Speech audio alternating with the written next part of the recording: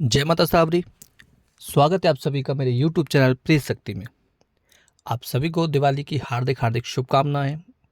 माता लक्ष्मी की कृपा, भगवान कुबेर की कृपा आपके घर पर, परिवार पर हमेशा बनी रहे।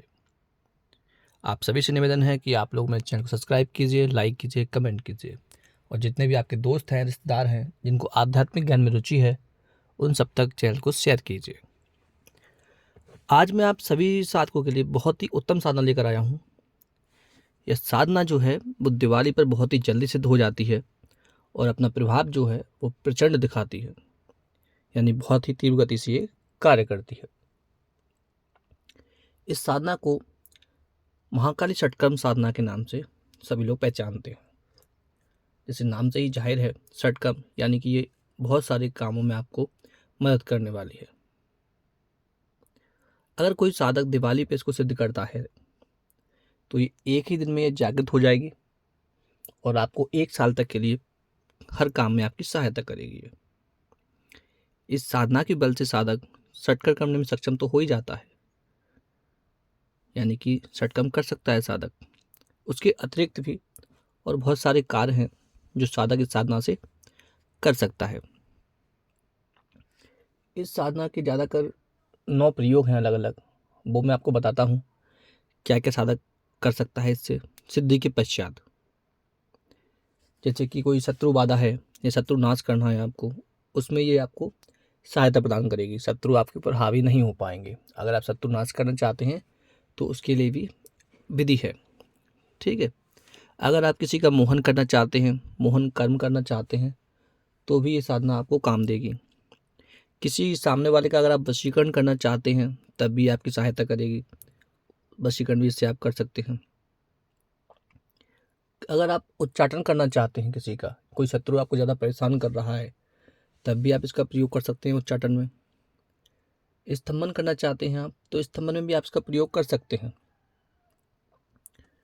किसी सामने वाले में अगर आपको लड़ाई करवानी है, कोई दो मित्रों में लड़ाई करानी है या किसी के घर में झगड़ा लगाना है आपको, वहाँ भी आप इसका प्रयोग कर सकते हैं।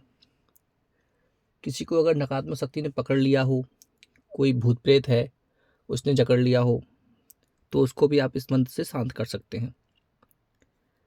अगर आपके घर में कोई आर्थिक समस्या चल रही है, आर्थिक तंगी चल रही है, व्यापार नहीं चल रहा है या धन नहीं आ रहा है, तब भी ये साधना आपको उस समस्या से निवारण करवा देगी। यानी कि धन की समस्या भी आपकी ये हटा सकती है। आपके पास प्रचुर मात्रा में धन आने लगेगा, ठीक है। अगर किसी को शारीरिक कोई बीमारी लग गई है, कोई रोग लग गया है असाध्य, या किसी ने कोई तांत्रिक क्रिया से किसी को रोग लगा दिया है, तब भी आप इस मंत्र के द्वारा, इस मंत्र की शक्ति से, महाकाली की शक्ति से आप उसको ठीक कर सकते हैं। शारीरिक रोग भी इस मंत्र के द्वारा आप ठीक कर सकते हैं। आप बहुत से कार्यों में इसका, महाकाली की जो शक्ति है, इसको चला सकते हैं। लेकिन जितने भी कार्य हैं सबकी विधि अलग अलग है। मैंने आपको अभी 9 काम बता दिए हैं। इन 9 कामों को करने की सबकी विधि अलग अलग है। मंत्र एक ही है पर लेकिन विधि इनकी अलग अलग है। इसलिए आप वीडियो को पूरा देखें।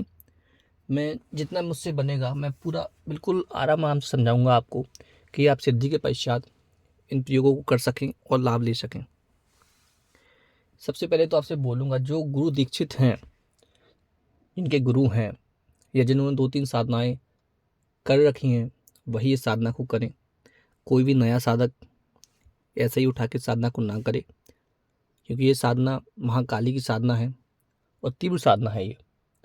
इससे आपको कोई नुकसान होता है साधना करने में तो इसकी मैं जिम्मेदारी बिल्कुल नहीं लेता, या मेरा चैनल इसकी कोई जवाबदारी नहीं लेता है।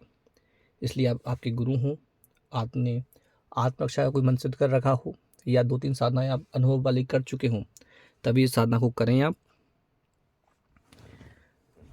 ये साधना जो है महाकाली की है, तो अनुभव भी तीव्र होते हैं इसमें, ठीक है। अब बताता हूँ मैं आपको कि जो ये साधना है इसकी विधि क्या है, करनी कैसे है हमको इस साधना को। तो जैसे दिवाली की रात्रि में आपको अगर ये साधना करनी है, सिद्ध करनी है, उसकी विधि मैं आपको बताता हूँ। करना ऐसे है आपको कि रात्रि के 9, साढ़े 9 या 10 बजे के पश्चात आप भगवती के मंदिर जाएंगे, यानी भगवती काली के मंदिर आपको जाना है। अगर आप मंदिर में नहीं जा सकते तो किसी एकांत वन में चले जाइए या कोई एकांत मैदान हो वहाँ चले जाइए, वहाँ आपको ये साधना करनी है। आपको साथ में क्या क्या लेके जाना है वो बता दूं मैं आपको।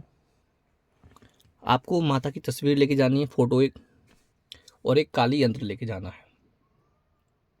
एक आसन आपको साथ में लेके जाना है, ठीक है। सबसे पहले तो आपको एक बजोट लेंगे आप। अगर मान लीजिए आप मंदिर में कर रहे हैं तो आपको इसकी आवश्यकता नहीं पड़ेगी। किसी एकांत जंगल या किसी मैदान में कर रहे हैं तो इसकी ज़रूरत आपको पड़ेगी। एक बजोट लेंगे, बजोट पे आप कोई भी लाल कपड़ा बिछाएंगे और बिछाने के पश्चात आप माता का जो फोटो है उसको स्थापित कर देंगे और माता के फोटो के आगे ही आप काली यंत्र जो आपके पास है लेके आए हैं आप, उसको आप सामने ही रख देंगे। अब आप लोग सामग्री को नोट कर लें, क्या क्या सामग्री आपको और साथ में लेके जानी है। पूजन सामग्री जो है आप लिखिए। आपको लगेंगे 3 नींबू, एक काली यंत्र, एक माता काली का चित्र, और जो भटकटेरी होती है ना नीली वाली, उसके फूल लगेंगे आपको 7, ठीक है। पीले कनेर के फूल लगेंगे आपको 5, 5 लौंग, 5 इलायची, पंचमेवा आपको 250 ग्राम लगेगी, ठीक है। और 5-10 रुपये का आप सिंदूर ले लेंगे अच्छा वाला, और काले कौच के बीज लेंगे आप 108। जो कौच होता है ना उसके बीज मार्केट में मिल जाते हैं, 108 आप बीज ले लेंगे। एक दीपक लगेगा आपको, और अगरबत्ती, धूप, और लगेगा आपको थोड़ा सा भोजपत्र। अष्टगंध चाहिए आपको, एक नारियल, एक चाकू, एक आसन, और जल के लिए कोई भी आप पात्र ले जाएंगे, कोई भी बर्तन ले जाएंगे आप, ठीक है।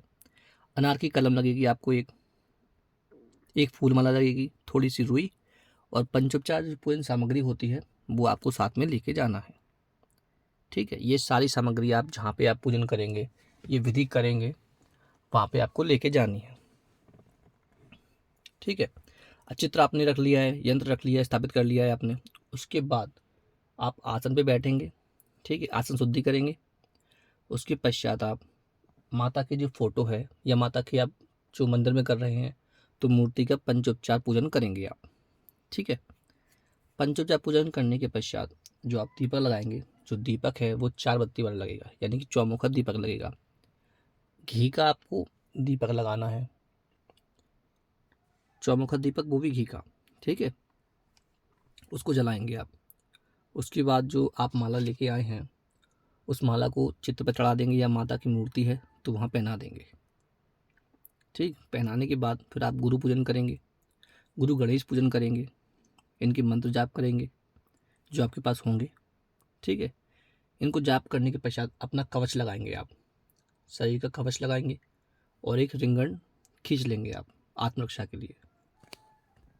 ये रिंगण खींचने के बाद आप भोजपत्र जो साथ में लेके आए हैं उस भोजपत्र पे आपको 34 यंत्र बनाना है, ठीक है। 34 यंत्र आपको अष्टगंध से बनाना है, अनार की कलम से।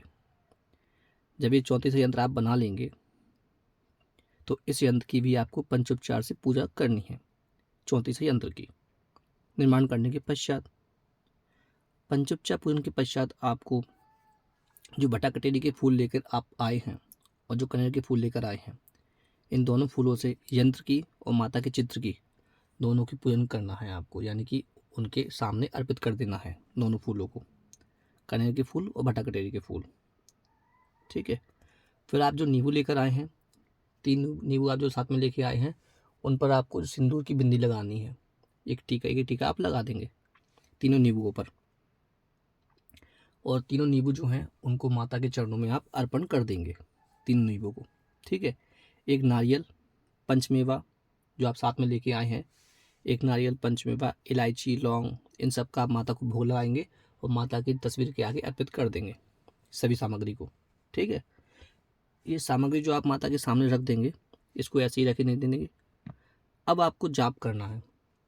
आपका कवच लग चुका है, रिंगण लग चुका है, गणेश पूजन आप कर चुके हैं, गुरु पूजन आप कर चुके हैं, माता का पूजन आपने कर ही लिया है। अब आपको जाप करना है। चाहे तो आप हाथ की उंगलियों पे जाप कर लीजिए, या फिर कोई अगर माला है आपके पास उस पे जाप कर लीजिए आप, 108 बार आपको जाप करना है मंत्र का। जैसे ही आप एक मंत्र पढ़ेंगे, मंत्र पूरा होगा तो जो कौच के बीज आप साथ में लेकर आए थे उसमें से एक बीज लेकर माता की तस्वीर के आगे, उस यंत्र के आगे चढ़ाते जाएंगे आप। एक मंत्र पूरा हुआ, एक बीज आप चढ़ाएंगे। इस तरीके से आप 108 बीज 108 मंत्र के साथ में चढ़ा देंगे। मंत्र आप जाप करेंगे तो आप एक बार जब आसन पे बैठ गए तो उसके बाद आसन से आपको उठना नहीं है। चाहे कोई भी दृश्य दिखे, डरावनी आवाज़ें आएँ या कोई पीछे से आपको आवाज़ लगाए तो आपको मुड़ के नहीं देखना है। कुछ भी होता रहे, अगर आप एक बार जाप पे बैठ गए हैं तो आपको उठना नहीं है। साधना पूरी होने के बाद ही आप आसन से उठेंगे। और इसमें अनुभव बहुत सारे होते हैं, इसलिए जो साधक को डर लगता है इनको, वो इस साधना को ना करें। अगर आप साथ में चाहें तो किसी को अपने साथ में ले जा सकते हैं, या आपके गुरु हों या आपका कोई साथी हो तो उसको आप ले जा सकते हैं, लेकिन उसको भी आप कवच रिंगन सब लगा के बैठाएंगे। ठीक है। आपके 108 मंत्र पूरे होने के बाद जब समाप्त करेंगे आप, जब समाप्ति के बाद आपको 21 जो गूगल होता है ना, गूगल, उसकी 21 आहुति आपको हवन में देनी है। थोड़ी सी लकड़ियाँ इकट्ठी करेंगे, उनका हवन बनाएंगे और उसमें 21 आहुति आपको मंत्र में स्वाहा लगाकर आपको देनी है। और 21 आहुति ही आपको घी की डालनी है। जब आपका ये पूरा हो जाए हवन, 21 आहुतियाँ पूरी हो जाए आपकी, उसके बाद आपको जो नींबू माता को आपने अर्पित किया था, उस अर्पित की हुई नींबू को उठाना है और उसको काटना है। उसको काटने के पश्चात उसमें आप अपनी जो अनामिका उंगली है उसको थोड़ा सा चीर कर उसका रक्त निकालेंगे और नींबू को अंदर डाल देंगे। उसके बाद उस नींबू को आप हवन सो है उसमें निचोड़ देंगे आप अपने रक्त के साथ में ही। इसके बाद आपकी साधना कंप्लीट हो गई है। ठीक है। अब साधना कंप्लीट हो गई आपकी, आपने बलि विधान भी पूरा कर लिया। बलि विधान के बाद जो आपने नींबू निचोड़ दिया है वो आपकी साधना कंप्लीट हो गई। सामान आपका पूरा आपने माता को दे दिया है। अब आपको क्या करना है, जो सुबह होगी उस समय आपको एक ब्राह्मण को भोजन कराना है। ठीक है। किसी भी ब्राह्मण को आप बुलाएंगे और उसको भोजन कराएंगे। और जो हवन की राख बचेगी, कौच के बीज बचेंगे, मेवा बचेगी, पंचमेवा, 2 नींबू बचेंगे, जो फूल बचेंगे भट्टा कटेरी के, उन सभी सामग्री को इकट्ठा करके आपको अपने साथ लेकर आना है और सुरक्षित रख लेना है। ये सामग्री आपको आगे बहुत काम देगी। ठीक है। इसमें बहुत सारे अनुभव होते हैं, मैं बता नहीं सकता क्या क्या अनुभव हो सकता है, क्योंकि हर साधक का अनुभव अलग होता है। आपकी साधना ये एक दिन की कंप्लीट हो जाएगी। इसके बाद आपको जो मंत्र है इसका जाप छोड़ना नहीं है। आप इसका जाप रोज एक माला कीजिए, किसी भी माला से कीजिए, हाथों पे कीजिए, 108 बार इसका आप जाप कीजिए। आपके शरीर में जो भी रोग होंगे ये सभी रोगों को समाप्त कर देगा। अगर आप इसका जाप कंटिन्यू रखते हैं तो जितने भी आपके शरीर में रोग होंगे ये आपको रोग मुक्त कर देगा। आपकी आर्थिक समस्याओं को ये हटा देगा।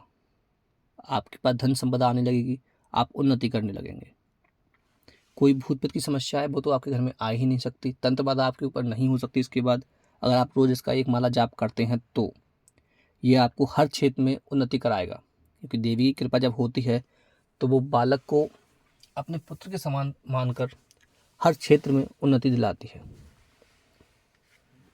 इसमें एक प्रयोग है जो आपको शुरू में बताए थे मैंने कि 9 प्रयोग हैं, तो सबको प्रयोग कैसे करना है वो भी आप सुन लीजिए। मैं आपको बता देता हूँ इसी में। मान लीजिए शत्रु बाधा है, कोई शत्रु आपको कोई परेशान कर रहा है, तो इसके लिए आपको ये प्रयोग करना है कि आपको कोई भी अमावस्या हो, अमावस्या के दिन आपको एक नींबू लेना है, उस पर सिंदूर से आप शत्रु का नाम लिख लेंगे। ठीक है। एक नींबू पर शत्रु का नाम लिखेंगे सिंदूर से, और 7 सुई लेना है आपको। हर सुई पर 21 बार मंत्र पढ़ेंगे आप। ठीक है। और नींबू में आप जहाँ नाम लिखा है वहाँ चुभो देंगे। जब आप चुभो देंगे, ठीक है, इसी तरह से आपको 7 सुई उस नींबू के अंदर डाल देनी है। और फिर आप जाएंगे शमशान उस नींबू को लेकर, सुई लगे नींबू को लेकर शमशान जाएंगे। शमशान जाने के बाद आप कहीं शमशान में गड्ढा खोद कर उसे गाड़ देंगे। उस पर आपको थोड़ी सी जो शराब है उसकी धार दे देनी है। आप देखेंगे 3 दिन के अंदर शत्रु बाधा समाप्त हो जाएगी। या तो शत्रु अपने आप किसी काम में उलझ जाएगा या वो कोई ना कोई बीमारी में ग्रस्त हो जाएगा। ये इसका प्रभाव है इतना। 3 दिनों के अंदर ही आपको प्रभाव दिखा देगी। ये हो गया शत्रु बाधा निवारण के लिए। ठीक है, शत्रुओं के लिए ये प्रयोग है इसका, इसी मंत्र का। अब आप सुनिए मोहन का प्रयोग।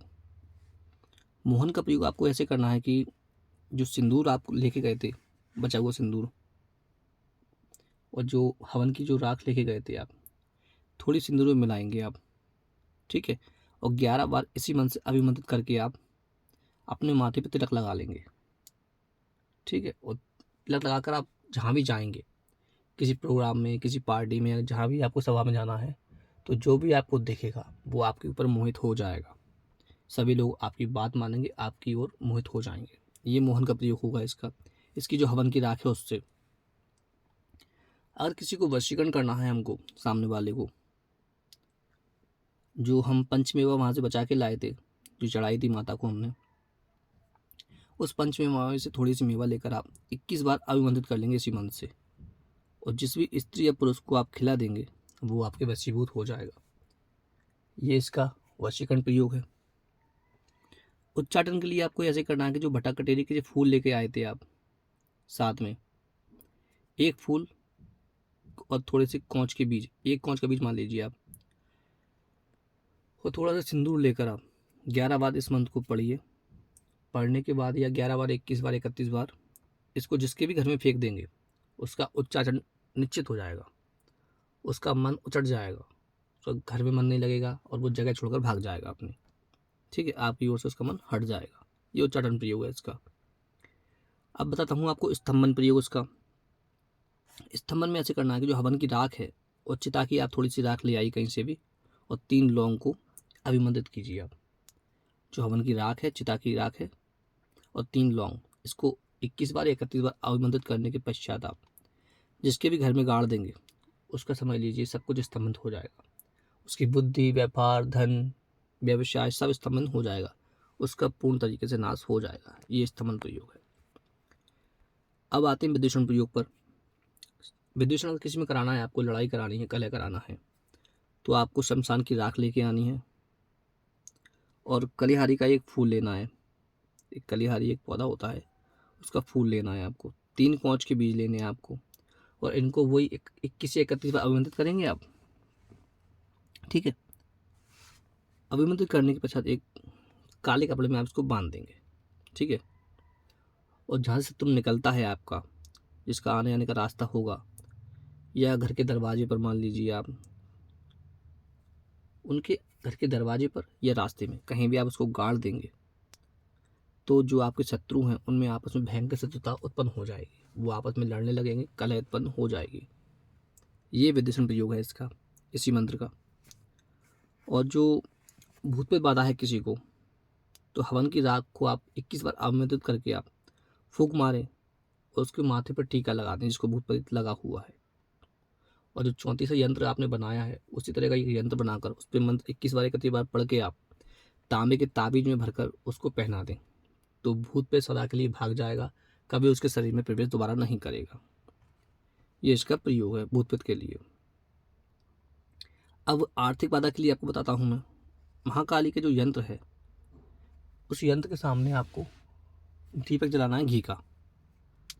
ठीक है, दीपक जलाकर उस मंत्र को 21 दिनों के तक आपको ऐसे जाना है डेली, तो आपकी जो भी आर्थिक बाधा है वो समाप्त हो जाएगी। दीपक जलाकर आप जब उसका जाप करेंगे मंत्र का 21 बार, 31 बार, तो आपकी आर्थिक बाधा कैसे भी नहीं रहेगी। ये प्रमाणित प्रयोग है, आप लोग करेंगे और लाभ होगा आपको। अब किसी को शारीरिक बाधा है या शारीरिक पीड़ा है या रोग मुक्ति के लिए आप कर रहे हैं, तो भस्म को 7 बार अभिमंत्रित करेंगे आप।